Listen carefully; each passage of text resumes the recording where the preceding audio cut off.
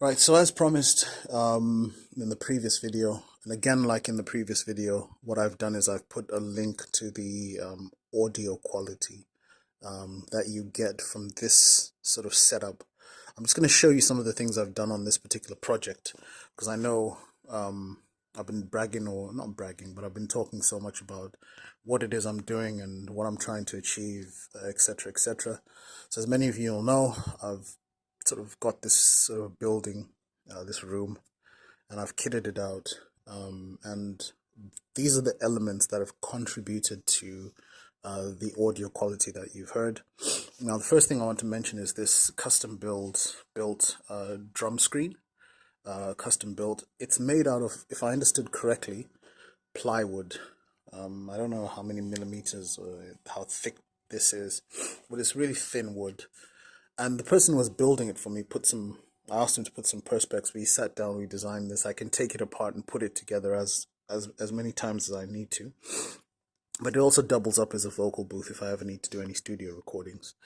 But yeah, so the person who designed this for me was really concerned about the thinness of the wood. And I was like, don't you worry, I know exactly what I'm doing with this. He didn't really understand where I was going with it, but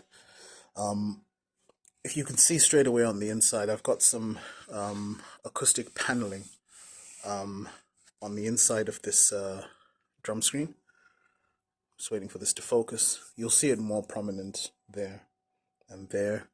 But on the four panels that have been built here, you'll see that this paneling is in there. And that's what's keeping it really, I mean, I'll step in and you'll hear straight away how different my voice sounds when I'm in here.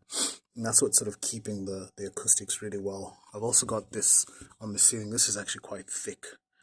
And then I've added this extra on here to just really make sure it comes back far enough. But yeah, you'll hear the difference in here. It's not reflecting. It's nice and sort of dampened, or the sound is dampened, and that contributes significantly to getting the best audio quality. I mean, these aren't the most expensive drum mics. They're Red Audio, I think, Red Audix. I think the guy who builds them, Red's Audio.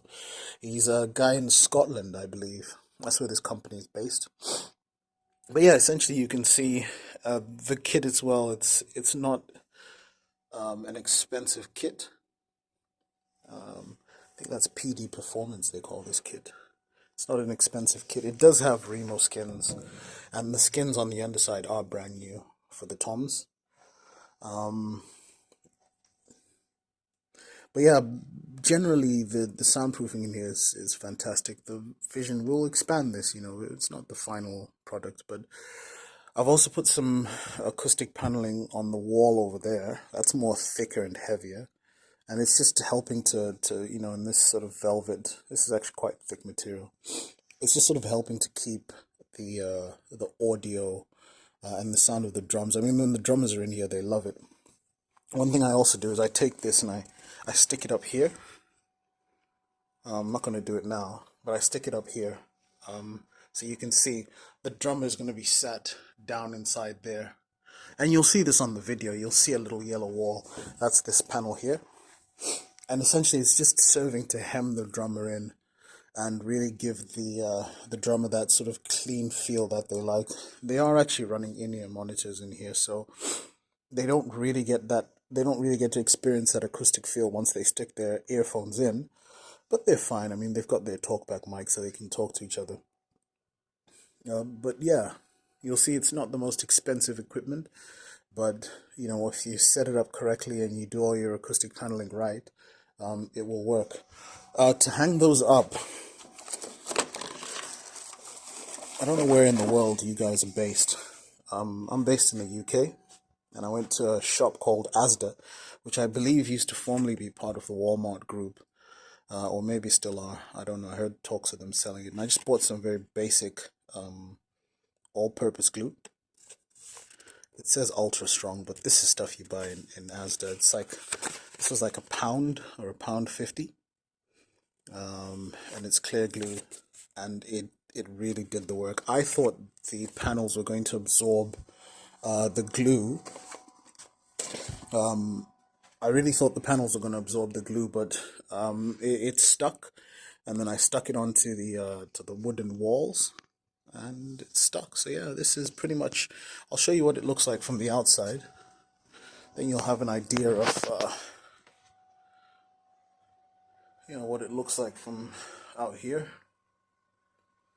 I've also got another panel over there, just sort of again blocking noise from coming out, but also keeping it nice and acoustically sound in there. And you'll see this is what the kit looks like from the outside. All the cabling, I've got a hub down there. It's a 6-port hub, so all the mics are plugged into that, and then one cable comes back out. So yeah, that's pretty much it. I'll take a step back so you can see it.